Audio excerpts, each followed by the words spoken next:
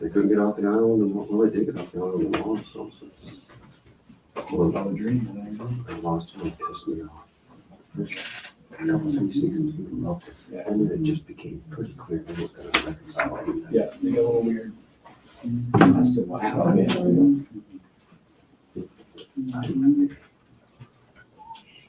I guess we watched it. It was only sad. Party time to show. Wrapping the show. And look, you may be one of those, like the Sopranos ending guys. Not me. I didn't like it when it happened. But I get it. You gotta know. We used to have our power went out, with what happened. It's a new documentary they just put out this week with David Chase. 2-part thing about the making of the whole thing. It's very interesting. Huh. You should watch that. I should watch it. I'm interested. You may not like it either. But I'm interested. Yeah, it's pretty cool. It's got a little over an hour each one, an hour and a half each one. It's 2 parts. It's been a long time since the show. Yeah. Probably no.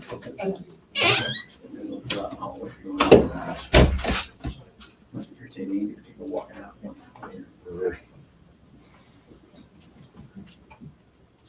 Brings good stuff to me. He's got bring us good stuff. Today's the day.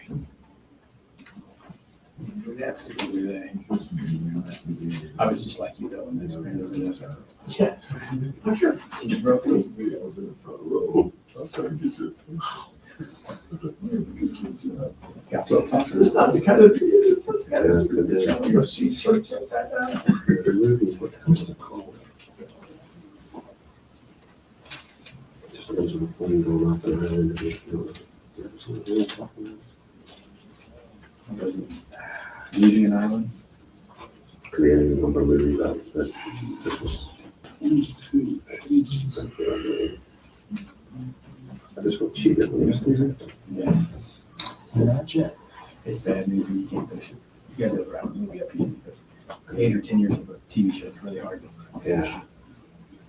They're usually not as good. To me, if you're leaving it to my imagination, then just leave the whole show to my imagination. I don't need to see the show. Ah, God.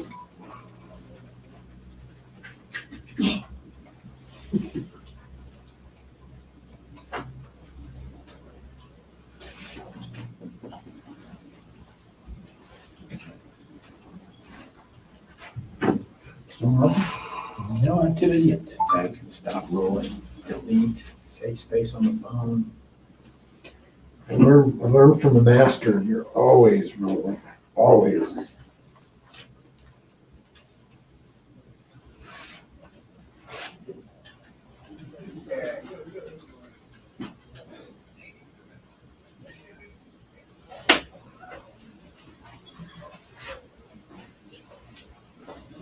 Feels like I talk too much.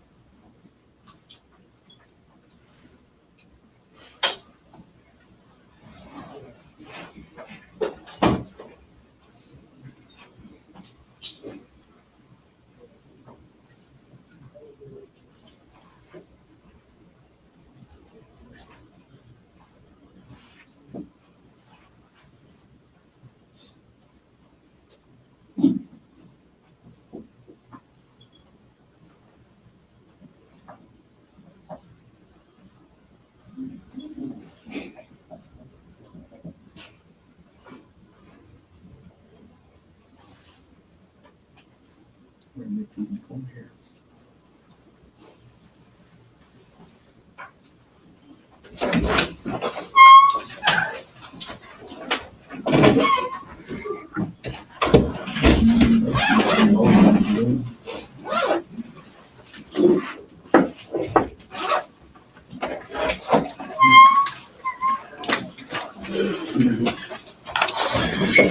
All right. Before we get started, just a quick shout out to this being 9/11, the 23rd year, to the victims of 9/11 and the first responders for sure. So our hats go off to those that sacrifice so we can do what we do here. The Bengals, we look forward to the challenge of playing the Bengals. They're a heck of a football team. And, we know we've got to have a good week of preparation. As far as the injuries go, really, the only person is Hollywood is the only one that's banged up there. So he's continuing to rehab and get himself out, but he won't be out there today. Other than that, time's yours. Is there any indication, Coach, that he would not play Sunday, or is it still too early to determine? Yeah, not necessarily. Yeah. I wouldn't say that. As you look at the Bengals, they had a rough start. There's some numbers out there that exactly they just don't do well early in the year. Put your finger on any reason why that would be. I know you guys generally play them later in the year. Yeah, listen, they're a good football team. I mean, they're very well coached. I mean, Zach does a great job. They do a great job on the defensive side and special teams. So right now they're just trying to get their guys back together that aren't able to play. But we know they're going to come in here and be ready to go. I don't know what's going on in the past or anything else, but I know every time we play each other, it's a heck of a football game. Andy, you talk frequently about that, about getting the other team's best shots and stuff. And in what ways do you notice that materialize during the game? Yeah, execution is the biggest one. That's normally what you get, and good aggressive play. I tell you guys that tempos are different when you take each level in the playoffs. It's kind of a crazy deal. When teams like this play each other, it's a different tempo, for whatever reason. I mean, I don't know why, but that's how it goes. Coach, you guys have the contract done with Noah. Right now, what does he mean for both your president and in the future? He's a good football player, and he does a lot for us. He's one of those guys that doesn't get a whole lot of credit for all that he does, but big-time special teams player, great tight end. We do a bunch of double tight stuff, plus he's able to go in and spot Kels. And he comes out of games with quite a few snaps because of the special teams. He's a four-phase guy there, can do anything Dave needs him to do there, and is willing. And he loves being here. So, and a great guy on top of all that. Andy, stood out about Rashee Rice. You rewatched this game? Yeah, he was more comfortable than he was last year, which makes sense. Just having had the reps and the experience. But the one thing that he does well is he catches it and he gets himself upfield. And he's a good, consistent catcher, works himself upfield, is tough, plays physical. Same time, he's a willing blocker. Get in there and mix it up there. So he's really developing his whole game in all areas. And he'll keep growing, but it's way smaller margin than he had to grow from beginning of last year. Last week, talking to Samaje, it seemed like he was a little wide-eyed, getting here so fast. And you get the sense that comfort might be a little bit better this week. Yeah, listen, he did a nice job for us, so I don't want to take anything away from him. He jumped in and had everything down and was able to play a few snaps for us. I mean, he's going to be familiar with half of the guys that are on this team, so he knows the routine there. So and a lot of the players. Coach, week one passing offense around the league was kind of a low standard for this current era, and you kind of had a unique perspective to be able to sit back and watch it this week. Is there anything you can kind of put your finger on why some teams in the passing game just seem to struggle in week one? Yeah, it takes time for that to develop. I think that part of the game, a lot of variables will go into it just with execution, as opposed to handing the ball off to somebody. So between the timing and knowing your receivers and then all these secondaries that the defenses throw at you. So it takes a little bit of time. The time's been reduced in areas. So, and then, anyways, that's what I see. Coach, with the kind of game that Xavier had this early in his season last week, what can I do for him, going on in the rest of the season?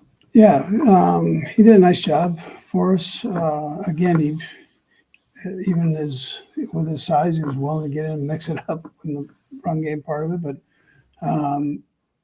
having the success he had, I think, is a positive for a young guy to get going. Are you guaranteed 2 touchdowns every game? Well, that's not necessarily in the contract, but it was great for him to get started that way.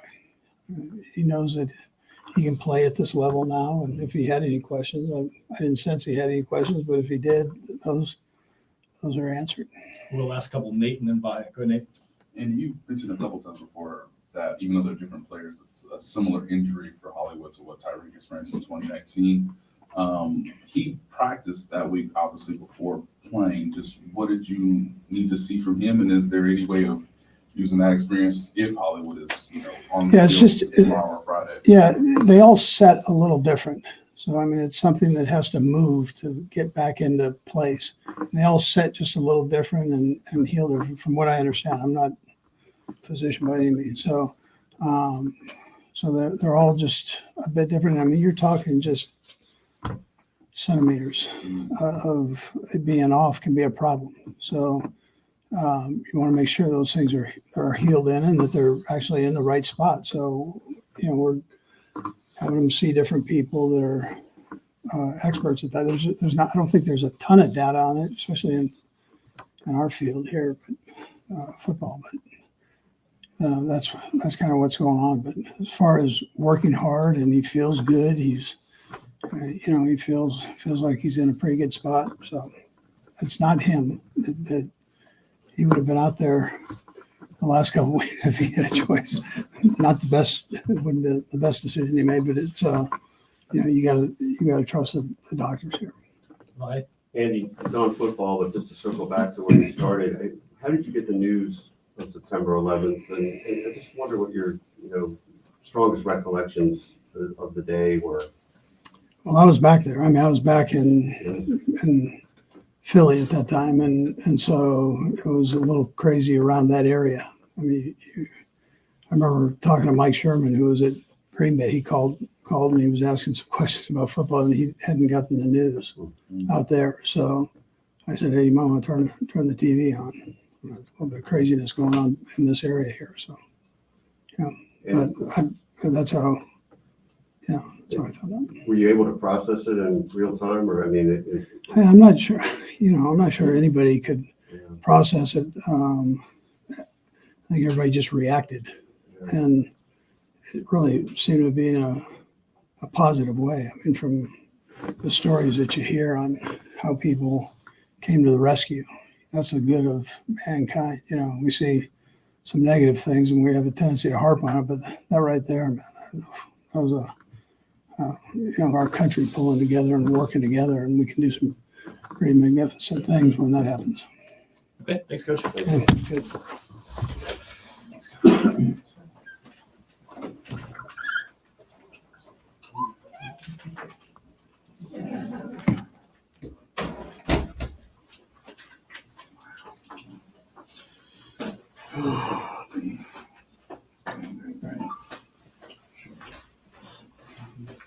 Sorry.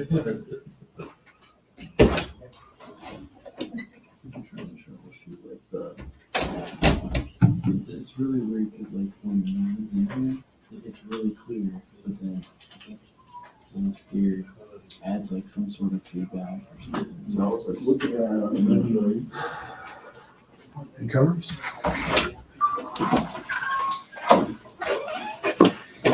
All right, guys, fire away. Patrick, I asked Andy about this, but you guys frequently talk about getting other teams' best shots, particularly these AFC contender type teams. In what ways, when you're on the field, do you notice maybe that energy? I think you just see a raise in intensity, just because you know that these games are going to matter at the end of the year. Obviously, it's early in the season; everybody's working through stuff. Everybody's trying to get better and better. But you know that this could be a tiebreaker or whatever you want to call it at the end of the year that determines seeding on playoffs. And so, it's definitely a rise in intensity, especially in these games against other contenders. You get a little more talking, a little edge out there from the defense in these. Is that what you feel?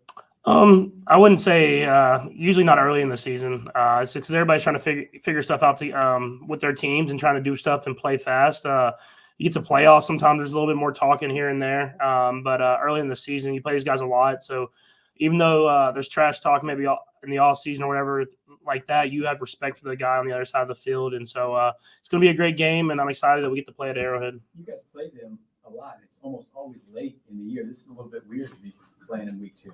Yeah, I mean, for sure. I mean, usually it's like the NFL saves it for later in the season, knowing it's going to be kind of one of those seeding games. But our schedule is very different this year.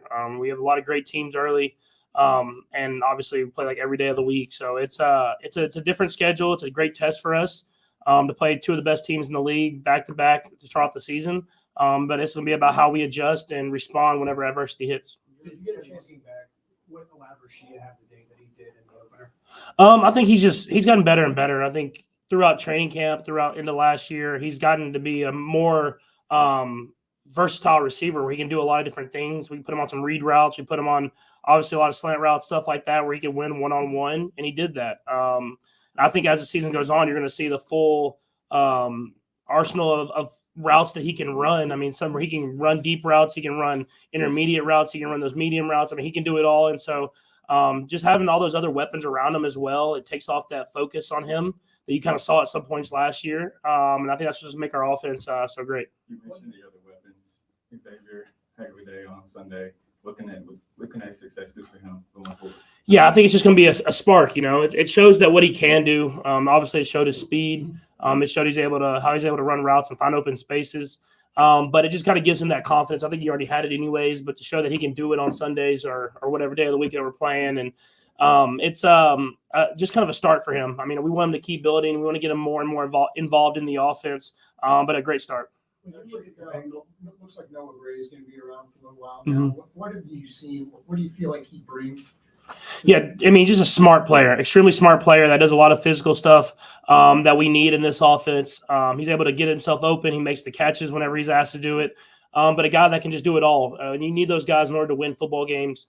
And he's one of those guys that he can come in for Travis in spots. And I have full confidence that he can go out there and make plays happen as well. And so he's learned a ton behind Trav. And you can see him getting better and better each and every year. And I was happy for him because he's one of those guys that does it the right way and deserves the contract that he got. Patrick, this is away from football, but former President Trump referenced you and your family again today on Fox News in relation to his campaign. I just wonder what your reaction is to seeing that. Yeah, I think I've always said I don't want my place and my platform to be used to endorse a candidate or do whatever. Either way, I think my place is to inform people to get registered to vote. It's to inform people to do their own research and then make their best decision for them and their family. And so I think that's every time I'm on this stage and I get asked these questions, I'm going to refer back to that because I think that's what makes America so great. I think it was important, though. I don't know if important is the right word, but when you were at the U.S. Open this past weekend and you guys were there with Taylor and Travis, I mean, is that an important image to show that, you know, people who may have different philosophies can?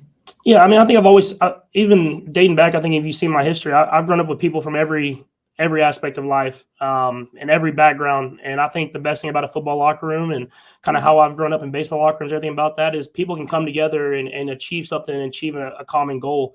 And I think if we can, I mean, we talked about it a while back, but I think if we can do that as a nation, I think we can get the best out of each other. And so I think that's something that I do every single day. And whenever I'm hanging out with whoever, I'm not thinking about their political views or anything like that. I'm thinking about the people and how they treat other people. And I was with a lot of great people this weekend. Have you ever thought specifically about the idea of President Trump bringing up Brittany's name? Does that affect you one way or another? No, I mean, I think at the end of the day, it's about me and my family and how we treat other people. And I think you see is that Brittany does a lot in the community. I do a lot of in the community to help bring people up and give people other opportunities to use their voice. And so it's in the political times, people are going to use stuff here and there, but I can't let that affect how I go about my business every single day and live my life and try to live it to the best of my ability. And another viral aspect, way less important, obviously, but what's your reaction to Nebraska quarterback Dylan Raiola? Yeah. Sort of mimicking every single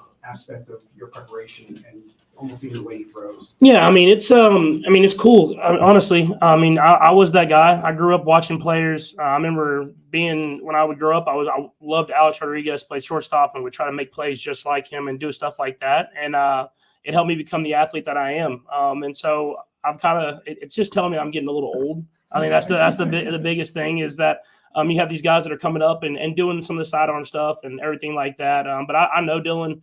I train with him in the off seasons. Great kid, a great football player, and I think he's gonna make his own stamp on the game. And I think you've seen that early in his career. Has he acknowledged that some of the stuff he's doing is mimicking you? Because it seems like publicly he's been hesitant to say that. Yeah, I don't know if whenever you come in as a freshman, you want to be on Twitter and be the part of the team. I think he wants it to be about his team, and I think that's the right way to play the quarterback position. Is that it's not about you. It's about going out there and having success as a team, and they've done that so far this year. So even though I think he just kind of wants to push this out and play football and go out there and win football games, I think that's the right way to play the position.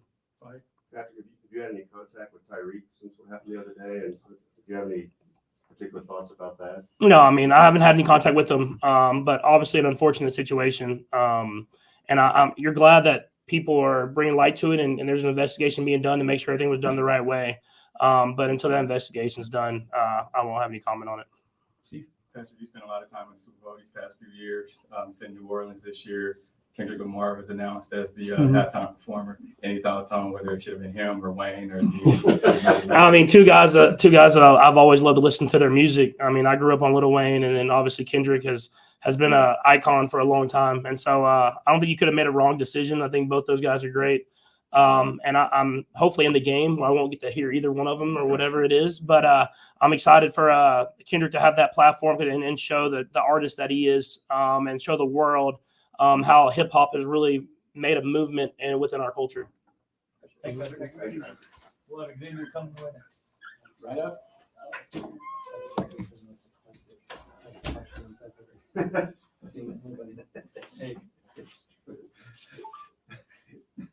Finale.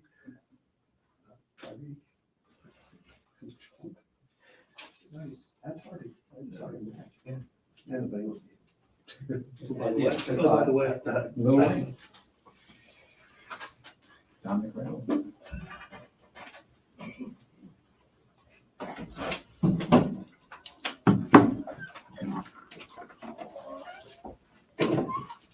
All right, guys. Go What's for his Xavier. last few days been like? You got to make your debut, score a couple of touchdowns, a little weekend off, right? What's it been like to be Xavier Worthy? No, man, it's been cool just to have that, do what I did on Thursday. But I have like this 24-hour rule. You do it, you live it out, and then you forget about it. It's on to the next. So I'm on to the next. Xavier, within the 24-hour rule, how many texts and messages and people reaching out to you based on the game? Couldn't even tell you. But what stands out to you on the film for yourself other than the 2 touchdowns? Like, what are the things that you're pinpointing? I feel like a lot of things that I kind of focused on was understanding the defense, and I feel like I did that. So I just want to carry that over to this week and every other week, just understand the defenses, knowing what they're going to do before and preaching that. Could you sense that Baltimore was really trying to take away some of the deeper routes that you were attempting to run over the course of the game? Yeah, they ran a lot of cloud to kind of take away the deep shots, but that opened up everything underneath. So that was a good thing. Xavier, Rashid was talking about after the game how when you guys were running those bunch formations that they were saying, hey, watch out. The Ravens were saying, watch out for number 1 here. He can run. Mm-hmm. Did you hear that? And what's your reaction to that? I'd be so locked in, I can't even hear nothing. If it's not Pat talking, I'll hear it. Speaking of reading the defense, what did you see from Rashid? You're watching the film in his game. Right. Like I said, with me taking the top off, that opens up everything underneath for him and Trav. So he took advantage of every opportunity he got. As you look back at the game and just kind of gauge your performance and understanding, how would you say your playbook understanding was? Like how many times were you a little confused, right? Things like that, as far as just the entire comprehensive game goes. Right. I feel like the offseason with the injury kind of helped me in a way just to understand the playbook a little more, the nits of it. So I feel like coming into the game, I feel like I already had the playbook a long time ago. So I feel like I was already out there understanding, knowing the defense. So that was really the main thing from me. The Chiefs and Bengals have played a lot, playoff games and stuff like that. You're new to it. How long does it take you to kind of get into a rivalry? Oh man, I don't know nothing about a rivalry, but I mean, shoot, it's football at the end of the day. Everybody, it's competition. It's friendly rivalry at the end of the day. Everybody wants to do what they do, so it's gonna be a fun one.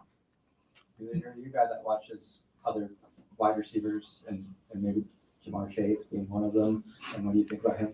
No man, Jamar Chase is an excellent receiver. Just watching him at LSU with Justin Jefferson, they obviously made a lot of plays, and him coming in his rookie year, he made a lot of plays. So it's big ups to Jamar. You guys spend a lot of time in the wide receiver room together. I know Hollywood's working his way back. How are his spirits right now, just as he's going through this process of trying to return? Man, Hollywood, he's doing good in his recovery. But he's also like a guy, hurt or not, he's gonna look out for you. He's gonna make sure you're all right at the game. He's looking out for guys. Here, you need water, you need the gun. So it's just good just to have a vet like that. Just look out for the guys. Xavier, what did it mean to you for Patrick to make sure you got your first touchdown football? What do you plan to do? Yeah, Pat. I seen Pat do it before, so I knew Pat was gonna get it for me. But man, it's amazing just to be able to have that. Just cherish it. I'll probably give it to my mom so she can put it up. Xavier, you seem like a confident guy. Does the game that you had, the success you had in game one, does that give you confirmation that you're able to play this well?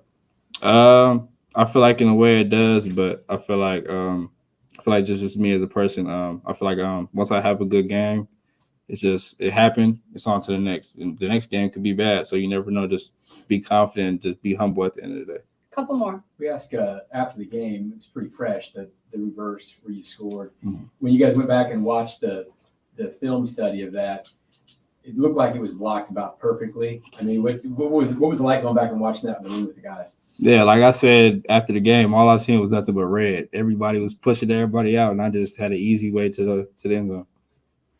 Last one, anyone? Great. Did you actually get touched on it?